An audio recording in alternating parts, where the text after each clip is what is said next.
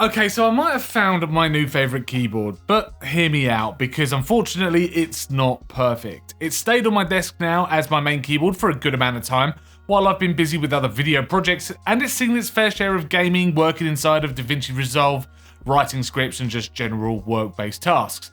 Now, I'm not shy about the fact that there are a couple of areas where I think Keychron have fallen down a little bit, which is a shame to say the least because I do really like this thing. However, let's talk about it. So I want to talk about the K2's design first because I find it so intricate that there are two wooden accents running down each side, which gives this keyboard a real unique look to it. I might have been keen to see some white painted wood, but for now, as it looks, matching with the escape key, it does look lovely. There are a few additions though to choose from which do come in different colorways, and if you want the wood, you're going to need to spend a little bit extra, but not much.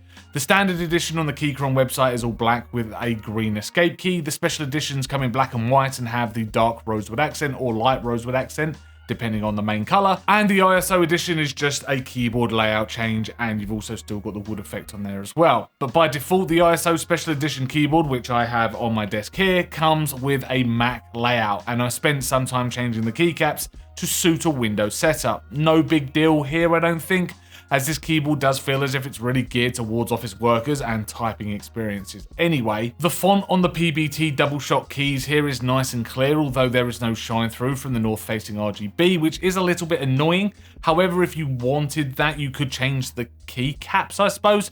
Though I must say the RGB here is also a little bit dim, even at its brightest setting. It's more for overall aesthetic rather than functionality, and it looks alright, don't get me wrong, but I would have liked to have had a brighter effect or even some south-facing RGB.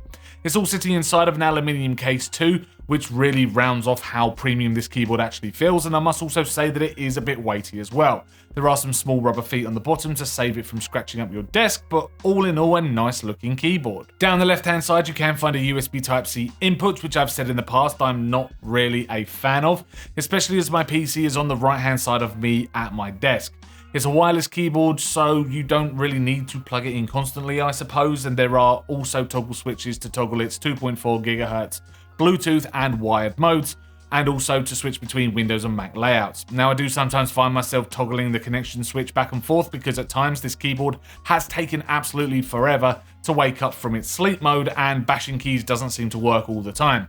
Hitting the spacebar alone sometimes works, but not always, and if you've taken a quick break from typing to look at another browser tab, for example, to then go back to typing and the keyboard has fallen asleep, it's pretty annoying it doesn't wake up when you continue typing. That's gripe number one, maybe not really a big one, but it still frustrates me from time to time when using this keyboard for work. Now, the other gripe is how tall this keyboard actually sits. It has full-size keycaps, which, yes, while they are very nice and quality, it does sit quite tall, and at times, especially with the rear stands all the way up, I've noticed that my wrists getting a little sore based on the position of my hands. Now, maybe I'm not used to this kind of thing, but I'm unsure if I could use this keyboard if my job involved me typing full-time for a living. I have adjusted my actuation down to 0.8mm inside of the software, which is a QMKey browser-based software, by the way, which I absolutely love, and it still hasn't really made much of a difference, although I could technically go lower than that.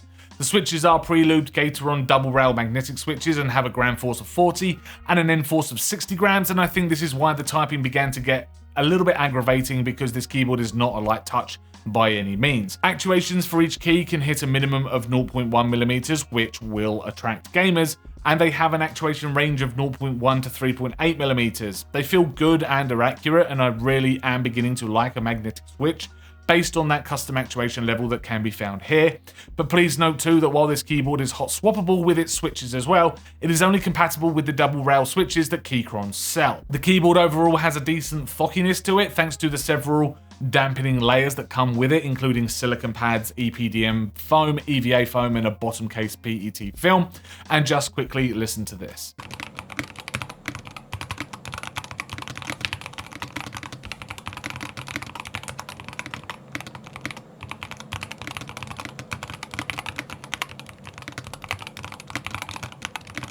Inside of the QMK web software, you can find your usual settings for setting your key maps, setting macros, changing RGB effects, some key test stuff, and updating your firmware. All real standard settings. However, where gaming comes in is with your custom actuation points, which include toggling on rapid trigger tech. You've also got last keystroke prioritization and snap click here if you want to risk your Steam accounts and play some CS2. Unsure how Riot and Valorant feel about this kind of tech, but it's there for you esports gamers out there. You've also got a dynamic rapid trigger for quick strafing in certain games. And finally, dynamic keystrokes for different actions being set to one key, like run and sprint based on how low the key is actuated.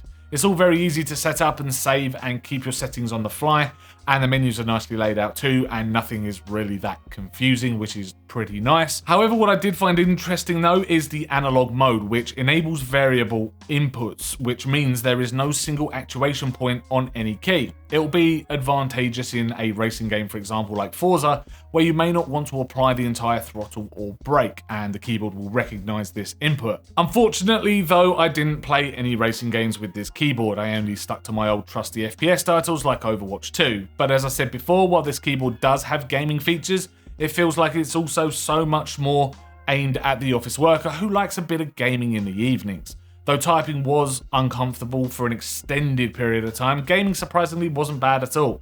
It was a wicked experience, and while rapid triggers and snap keys won't make me any better at Counter-Strike myself, I will say that for the games I do play, I was extremely happy with how comfortable this keyboard felt. It has got a 1000 Hz polling rate, both wired and wireless, which is absolutely fine for a keyboard, and this one never missed a beat. The Keychron K2 HE keyboard not only looks stunning, but it also performed absolutely beautifully. Yes, I've got some gripes. The typing experience, funnily enough, being one of them, could be enough to put someone off, but it hasn't me so far. And unless in the next few keyboards that I have coming up on the channel here, I find something that really impresses me, the K2 HE will be back on the desk in no time. The entry-level keyboard will set you back around £143 at the time of making this video, while the special edition versions with that rose wood will hit £153, but that's not too bad at all, to be honest with you, for this keyboard.